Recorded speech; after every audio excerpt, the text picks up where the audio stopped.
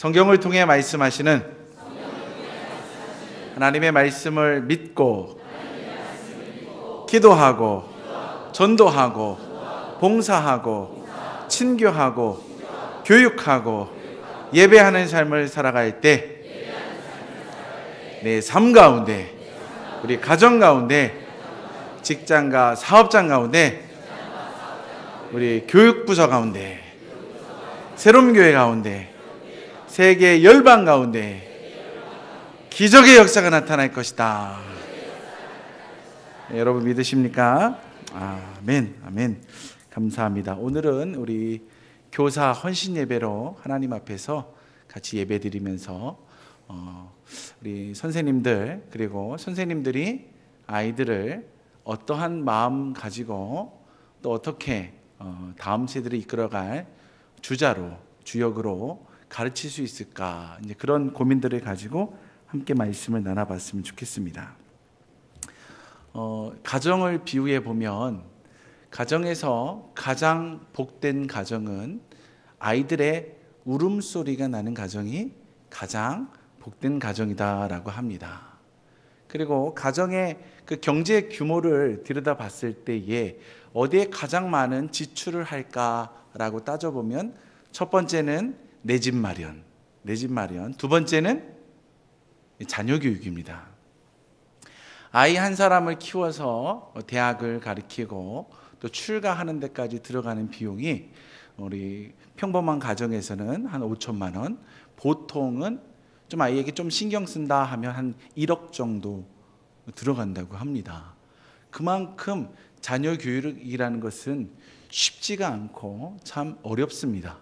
그럼에도 불구하고 그러한 모든 비용을, 열정을 쏟아부으면서도 자녀 교육에게 헌신하는 이유는 아이들이 온전히 설 때에 비로소 미래가 보장될 수가 있기 때문에 그렇습니다.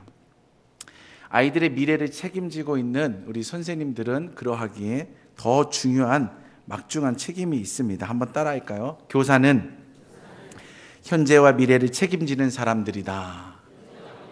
네. 교사는 우리 교회의 모든 성도들의 현재와 미래를 책임지는 사람들입니다. 그럼 교사는 누구만 교사냐? 유치부에서, 유년부에서, 초등부에서, 중등부, 고등부, 청년, 대학부에서 봉사해야지만 교사입니까? 아닙니다. 여러분들도 그 자리에서 교사의 역할을 감당해낼 수 있다는 것을 여러분 발견해내시길 주님의 이름으로 축원합니다. 교사는요, 다른 것이 아니라 신앙을 전수하는 사람을 교사다라고 표현합니다. 신앙을 전수해서 그 영향을 받은 사람들이 그 신앙을 받고 그들도 신앙을 따라서 성장해 가는 거예요. 그래서 신앙이라는 것은 다른 말로 표현하면, 한번 따라해 보겠습니다. 하나님을 닮아가는 삶, 하나님을 경험하는 삶. 하나님을 닮아가려면 첫 번째 해야 되는 일이 있는데, 하나님을 보여줘야 합니다. 하나님이 어떤 분인가, 그것을 내가 보여줘야 돼요.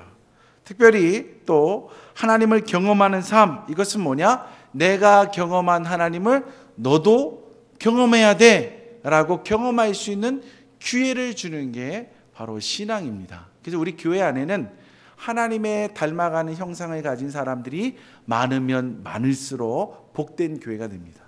그리고 하나님을 내가 경험했다면 너도 반드시 그 하나님을 경험해야 돼 라고 경험의 장을 계속해서 보여줘야 합니다. 창세기 22장에 가보면 두 사람의 이야기가 나옵니다. 한 사람은 아버지 아브라함이고 또 다른 한 사람은 그의 아들, 100세에 얻은 아들 이삭입니다. 이 두 사람이 모리아 산으로 올라가는 거예요.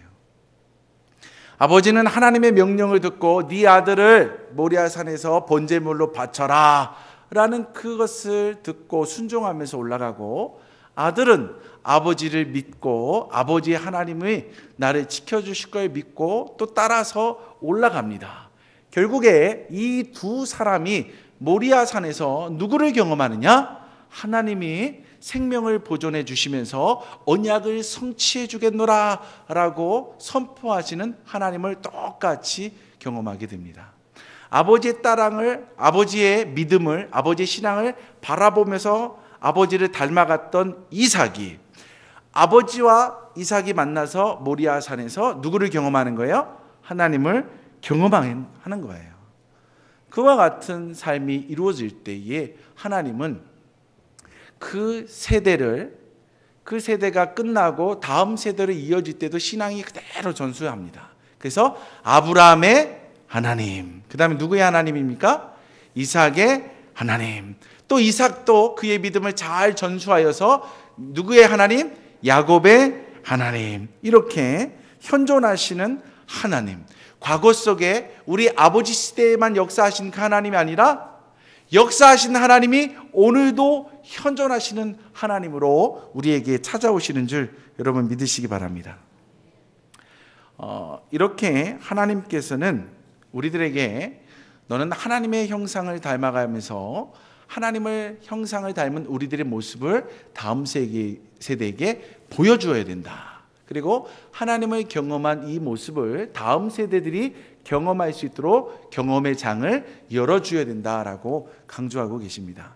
근데 오늘 본문의 말씀을 보니까 우리 사사기서 2장 10절 말씀에 보니까 그 세대의 사람도 다 그 조상들에게로 돌아갔고 그 후에 일어난 다른 세대는 여호와를 알지 못하며 여호와께서 이스라엘을 위하여 행하신 일도 알지 못하였더라. 그러니까 현존하시는 하나님의 모습을 다음 세대에게 안 보여준 거예요. 다음 세대가 하나님을 경험해서 나의 하나님, 나의 하나님이라고 외쳐야 되는데 그것을 경험하지를 못한 거예요. 여러분, 모세와 함께 출애굽한 백성들은 하나님을 만납니다. 특별히 모세는 그가 만난 하나님을 누구에게 믿음을 그대로 전수해 주냐? 누구에게 전수해 주죠? 여호수아에게 전수해 줍니다. 그래서 그가 시내산에 올라갈 때도 혼자 올라가는 게 아니라 누굴 데리고 올라갑니까? 여호수아를 올라가서 여호수아가 중턱에 서서 모세와 그리고 백성들 사이에서 서 있는, 그래서 다음 주자로서 훈련해 가고 있는 것들을 우리는 성경을 통해 발견합니다. 그런데 여호수아가 다음 주자로서 바통을 이어받기는 했는데 그가 가나안 땅에 들어가서 열심히 정복전쟁하고 땅을 분배하는 일에 열심을 내다 보니까 사람을 키워내는 일에 좀 관심을 기울이지 못했습니다. 특별히 하나님께서 각 지파별로 흩어지면 이제 그 지파는 누구를 중심으로 해서 신앙교육을 받아야 되느냐? 레위인을 중심으로 해서 신앙의 교육을 받고 그리고 중앙성소인 하나님의 성막에 와서 절기를 따라 예배하면서 신앙의 교육을 반드시 배워야 된다라고 강조했는데 흩어진 백성들 가운데 레위인들이 자기의 역량을 잘 발휘하지를 못합니다.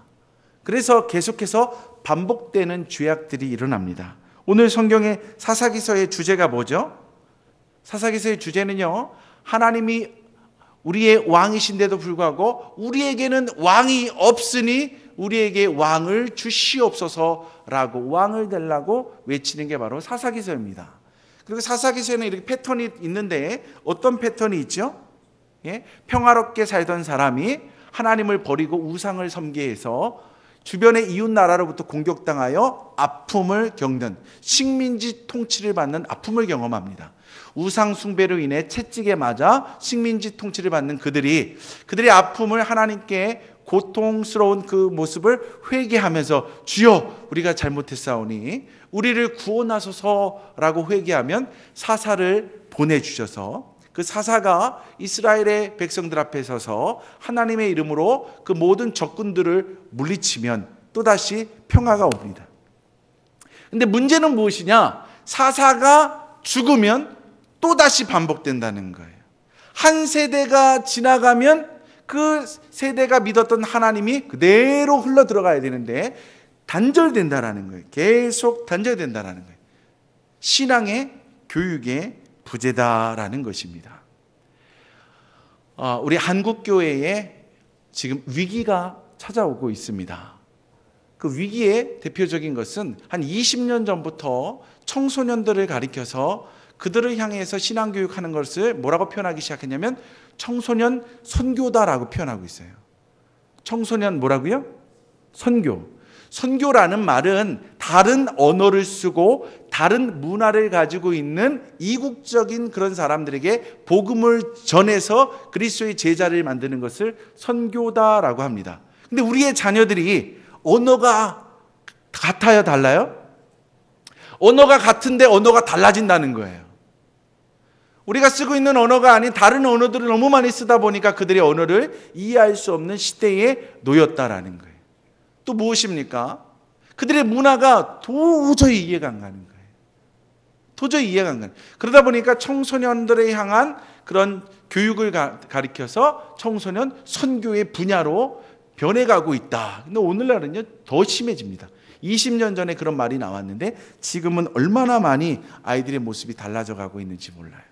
이러한 아이들의 삶을 어떻게 신앙 안으로 끌어들어올 수가 있을까? 교사인 우리들이 그들의 어떻게 데리고 와서 참된 하나님을 닮아갈 수 있도록, 그리고 참된 하나님을 경험시킬 수 있도록 신앙의 교육을 시킬 수 있을까? 우리는 고민하고 고민해야 합니다. 언젠가부턴가 우리나라에 이와 같은 일들이 왜 일어났나 생각해 보면 세상이 변했기 때문에 그렇습니다. 어떻게 변했냐? 옛날에는 대가족 제도로 살아갔습니다. 어떻게 살았다고요? 대가족 제도 안에서 할아버지, 아버지, 그리고 우리들, 그리고 명절 때는 다 같이 모여서 함께 먹고, 그러다 보니까 할아버지의 모습을 늘 지켜봤고 아버지의 모습을 늘 지켜보고 가족들의 모습을 늘 지켜보고 형제들도 많아가지고 형님들의 모습을 지켜보면서 살아갔습니다.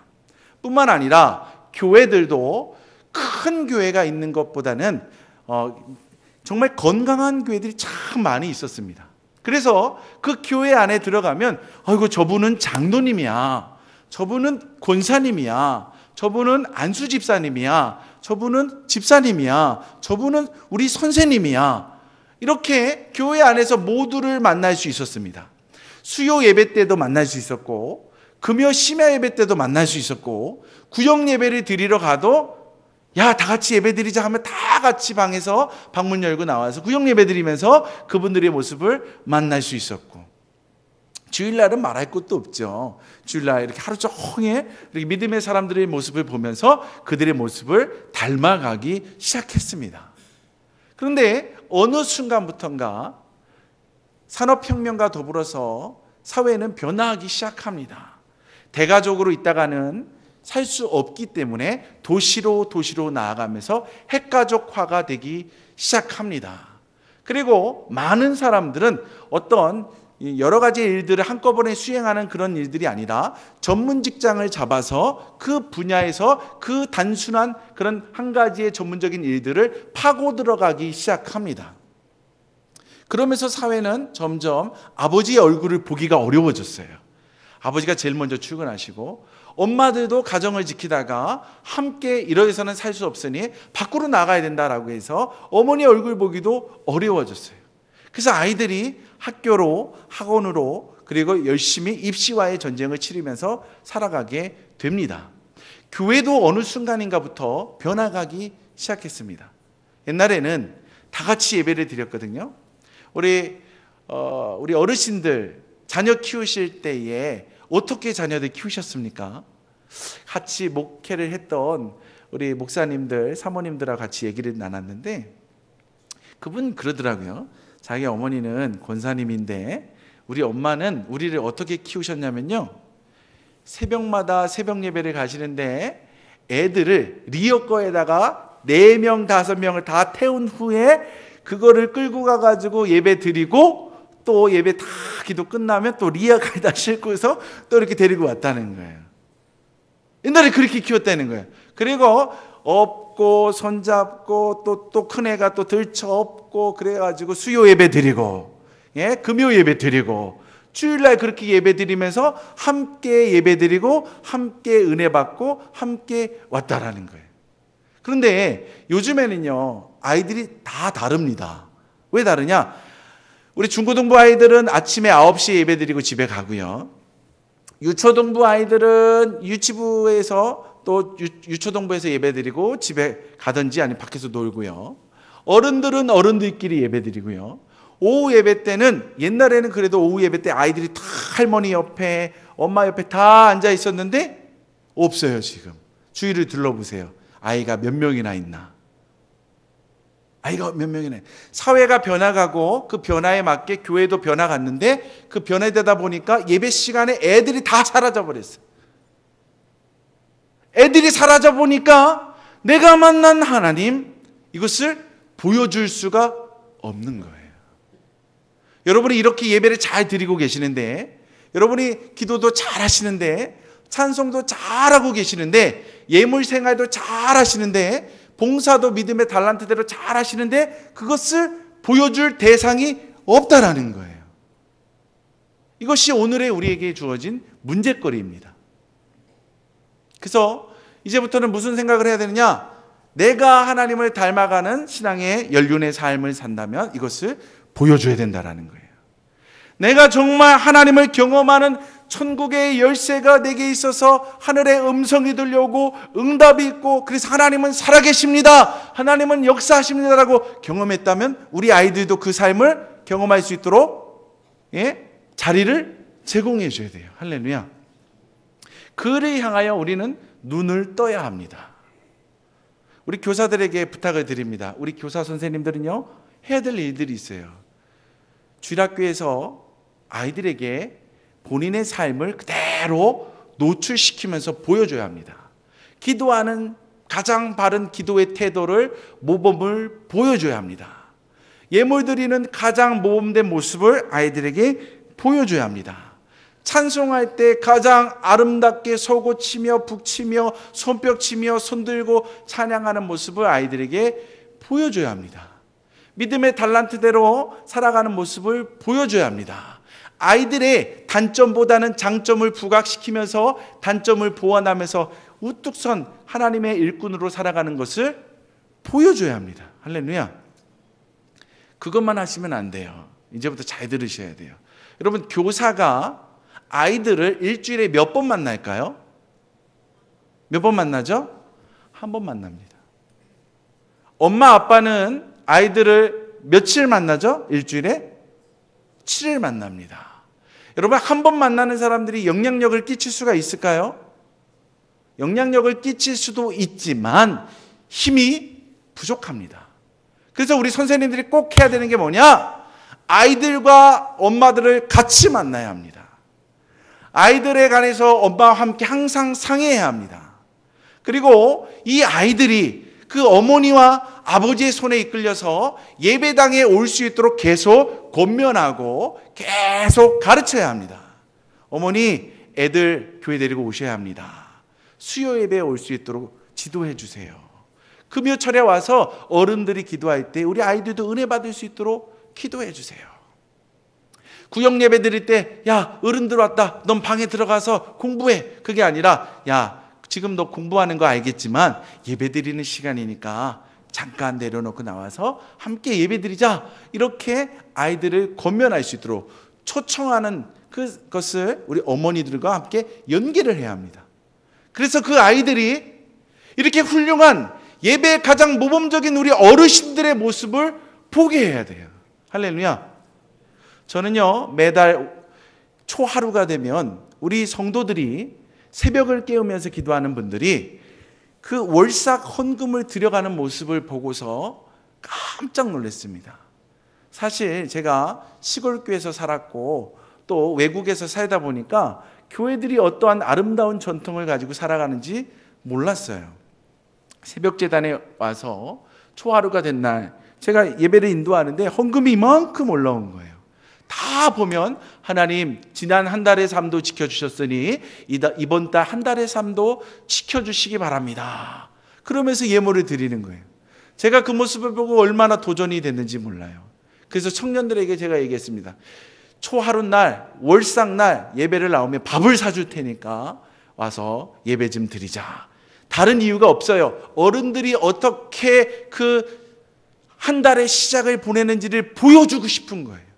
우리 권사님들이, 우리 장로님들이 어떻게 예배드리고 있는지를, 어떻게 그 험난한 인생을 살아오셨는지를 보여주고 싶은 거예요. 그래서 너희들도 어려운 순간이 다가왔을 때에 그냥 끙끙 앓면서 주저주저 하지 말고, 이렇게 신앙의 선배들, 우리 교회 권사님들, 장로님들이 헤쳐나온 그 삶의 방식을 보고 너희들도 새벽 예배 나와서 작정하고, 1000번째 예배를 들어가면서 작정하며 기도하고, 눈물 흘려 금식하며 기도하고, 예배가 얼마나 중요한지를 한번 보았으면 좋겠다. 그런 의미에서 우리 청년들에게 월상 예배를 드리자라고 얘기하고 있습니다. 보여주고 싶어서 그래요. 보여주지 않으면 안 됩니다. 우리 어르신들이 우리 아이들에게, 우리 꼬맹이들, 우리 중고등부 아이들, 우리 청년들에게 예배하는 모습을 보여줄 수 있도록 우리 부모님들도, 우리 선생님들도 함께 힘을 모아서 예배에 초청하는 그 사역들을 함께 해주시길 주님의 이름으로 축원합니다. 보여주는 삶이 끝나면 이제 무엇을 해야 되느냐? 따라합시다. 아이들을 찾고 아이들의 재능을 열어줘야 된다. 아이들에게 우리의 신앙을 보여주었으면 이제 아이들이 가지고 있는 걸 찾아야 돼요.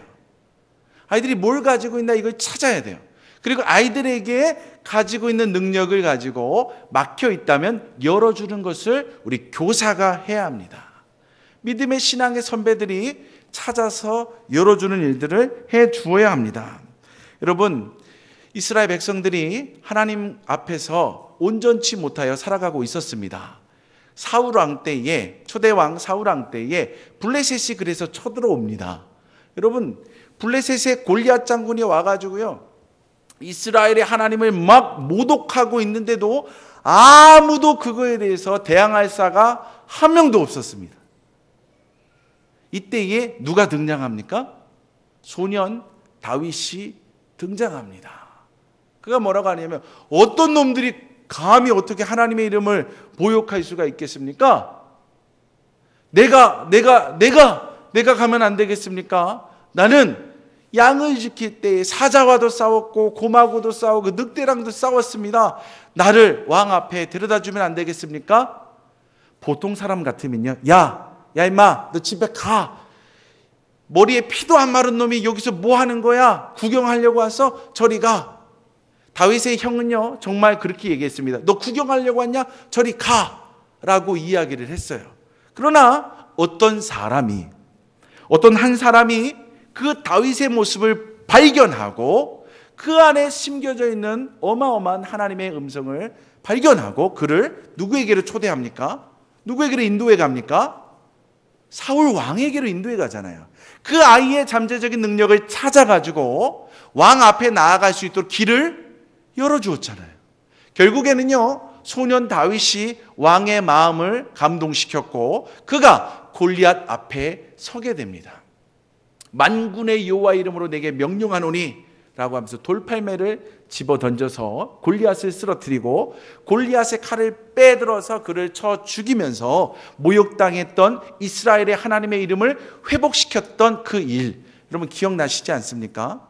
누구 때문에 가능했습니까? 그 어린 아이일지라도 그가 가지고 있는 잠재적인 능력을 찾아서 그를 길을 열어서 왕에게 인도해 준 그 이름 모를 사람 때문에, 할렐루야, 이름 모를 사람이 필요하다라는 거예요.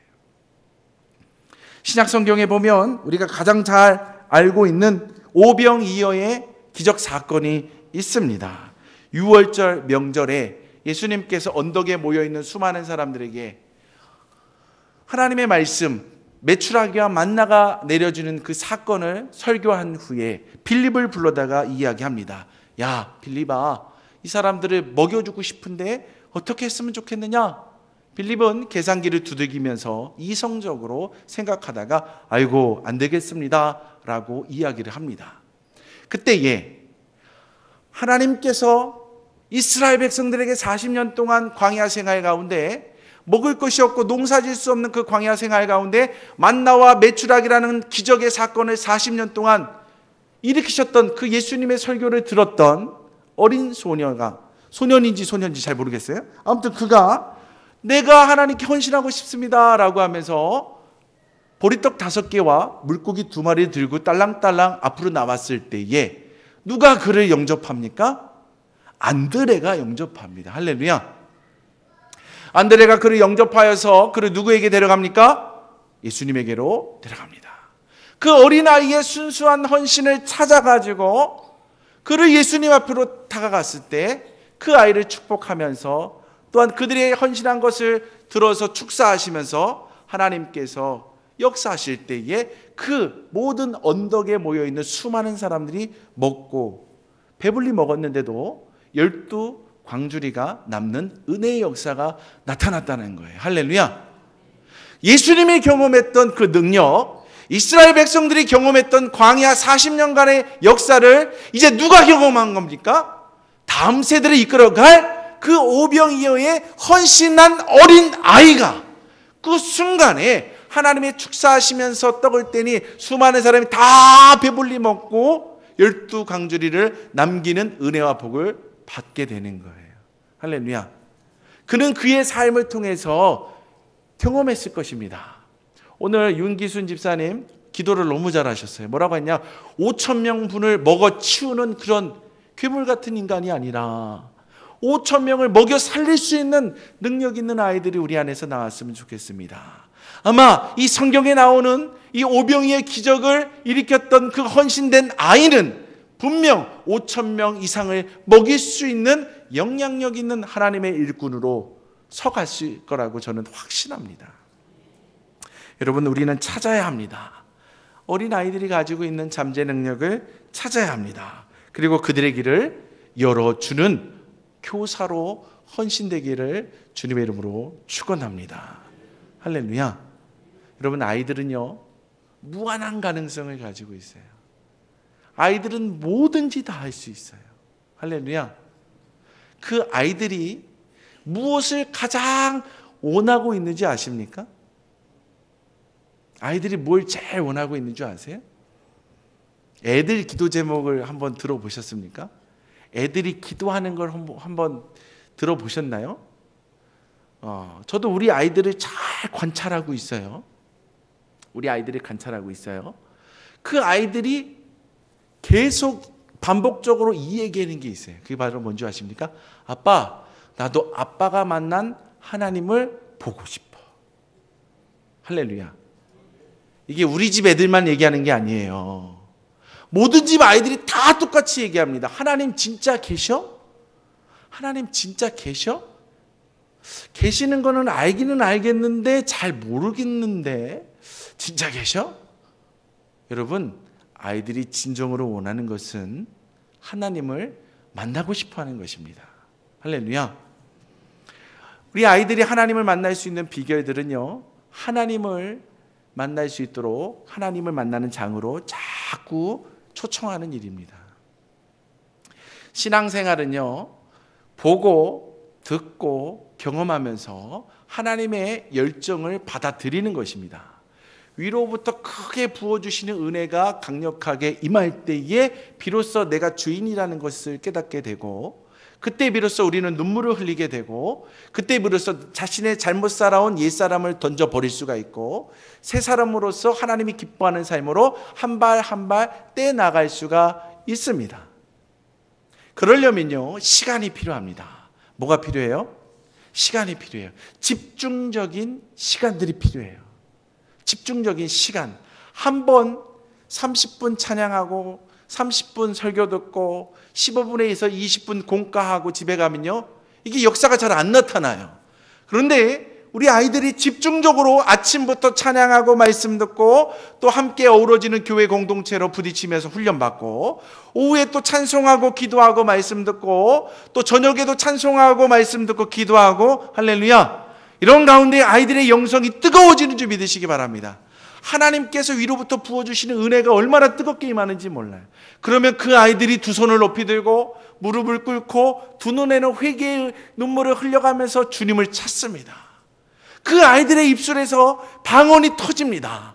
그 아이들의 머릿속에서 환상이 지나갑니다. 그 아이들의 마음속에 나는 하나님께 붙들림 받은 아이입니다. 나는 하나님을 위해서 일하면서 살아갈 것입니다 라는 비전이 생겨납니다. 언제 이루어지느냐? 집중적으로 일할 수 있는 성경학교 가운데, 집중적으로 일할 수 있는 수련회 가운데 이 일들이 이루어집니다. 할렐루야. 그래서 우리 선생님들과 신앙의 선배되는 모든 교우들의 마음속에 여러분 성경학교 해마다 하는 거야. 나도 옛날에 했어. 그냥 하는 거야. 그게 아니에요. 다음 세대를 짊어질 우리 아이들을 하나님으로 데리고 가서 하나님의 품에 안겨서 하나님의 품에서 새로운 아이로 태어나게 만드는 게 바로 여러분 성경학교고 수련회입니다. 할렐루야. 이 일을 위해서 우리 선생님들이 기도해야 합니다. 일만 하지 마세요. 환경미화 한다고 그것만 하지 마세요. 애들 가르치면 공과 준비만 하지 마세요. 지식에 그칩니다. 여러분들이 새벽을 나와서 눈물로 기도해야 합니다. 하나님, 내 반 아이들이 반드시 은혜 받아야 합니다. 우리 반 아이들이 반드시 예수님 만나야 합니다. 수요 예배 나오셔야 돼요. 금요일 날 나오셔야 돼요. 재료가 부족해도 괜찮아요. 환경미화가 부족해도 괜찮아요. 그런데 우리 안에 예수의 열정만큼은 부족하면 안 됩니다. 할렐루야. 내 안에 뜨거운 예수님의 열정이 가득 있어야지 그 열정으로 아이들을 감동시키며 그 아이들에게 나의 삶을 보여줄 수가 있습니다. 내가 만난 하나님을 보여줄 수가 있고 내가 만난 하나님의 그 기적을 아이들에게 경험시켜 줄 수가 있는 것입니다. 그러니까 우리 선생님들은 기도의 자리로 나와야 돼요. 부서별로 모일 때마다 회의하지 마시고 기도하시기 바랍니다. 기도가 우선입니다. 말씀이 우선입니다. 그리고 나서 회의하시고 하나님의 음성 따라 회의하시고 그리고 나서 아이들에게 준비할 것들을 책임져 가길 원합니다. 여러분, 교사들이 이 일을 하다 보면 시간이 부족할까요? 아니면 시간이 넘칠까요? 시간이 부족합니다. 그래서 해야 될 분들이 있습니다. 여기에 있는 분들이 그 일을 해줘야 합니다. 교사들은 아이들을 잘 양육할 수 있도록, 내가 믿는 하나님을 잘 섬겨갈 수 있도록 많은 달란트 가진 분들이 주방에서 기쁨으로 봉사하면서 아이들에게 최고의 음식을 준비하는 그 모습이 필요합니다. 그리고 아이들을 정말 예수님의 정말 왕 같은 제사장으로 섬겨줄 수 있는 그 미소와 섬김의 모습이 필요합니다. 교사들이 지나간 자리를 뒷정리해주면서 우리 교사들이 집중하여서 아이들 계속 가르치라고, 뒷일은 우리가 다 책임져 주겠느라고, 아무런 걱정도 하지 말라고, 물질도 걱정하지 말고 사람도 걱정하지 말고 밥 먹는 문제도 걱정하지 말고 우리가 다 도와주겠다고. 할렐루야. 이러한 교회된 우리 어른들이 그 모습을 후원해주며 협력해 나아간다면 교사들은 아이들을 집중하면서 영적으로 케어해 나가고 교회는 그 모습을 다 후원하면서 아름다운 자리로 이끌어 나갈 때 우리 아이들은 그 모든 모습을 보게 될 것입니다. 할렐루야. 그냥 선생님만 만나는 게 아니라 주방에서 우리를 위해 애쓰시며 땀 흘리시는 그 엄마, 아빠, 할머니들의 모습을 보는 거예요. 아픈 허리를 가지고 늘 다니셨던 그분이 빗자루를 들고 교회 예배당을 청소하시고 식당을 청소하시는 그분을 어느 순간 발견하면서 왜 그분이 우리를 위해서 저런 일을 하실까라고 궁금해하다가 그들도 그의 나이가 됐을 때에 그와 같은 헌신의 모습을 행하게 되는 것입니다. 왜? 자기도 어려서 그 일을 경험했기 때문에, 자기도 어려서 그 섬김을 100% 이상 지원받았기 때문에 계속해서 지원해 줄 수가 있는 것입니다. 우리가 다음 세대를 향하여 집중하지 않으면 우리 교회는 고사되고 맙니다. 유럽의 교회가 그렇습니다. 유럽의 큰 예배당들이 다 무너졌습니다. 그냥 건물이 무너졌다는 게 아니에요. 성도가 남지 않아서 교회가 매각됩니다. 이단들에게 매각됩니다. 무슬림들에게 매각됩니다. 술집으로 매각됩니다. 이런 아픔이 한국 사회에도 지금 밀려오고 있습니다. 우리 예배당을 보십시오. 어린아이들이 없잖아요. 우리는 다음 세대에 집중해야 합니다. 내가 만난 그 하나님, 나를 기적의 현장 속에서 인도하시면서 여기까지 인도하신 그 하나님, 이제 우리가 다음 세대를 향하여 그들에게도 바통을 넘겨줘도 그들이 우리보다 더 성숙한 모습으로 말씀 앞에 서고 하나님 앞에 서서 하나님의 대업을 이뤄갈 수 있는 그 다음 세대, 우리는 다른 것은 몰라도 이 일에 집중하겠습니다라는 결단이 우리 안에 있어질 때에 우리 교회는 희망차게 날아 올라갈 것입니다. 할렐루야. 교사인 여러분들이 그리고 교사와 같은 믿음의 신앙의 모습을 보여주는 우리 장로님들, 권사님들, 안수집사님들, 집사님들이 바로 주인공이다라는 것입니다. 할렐루야. 그 일을 함께 이루어갈 수 있는 헌신된 하나의 미랄이 되기를 주님의 이름으로 부탁드립니다.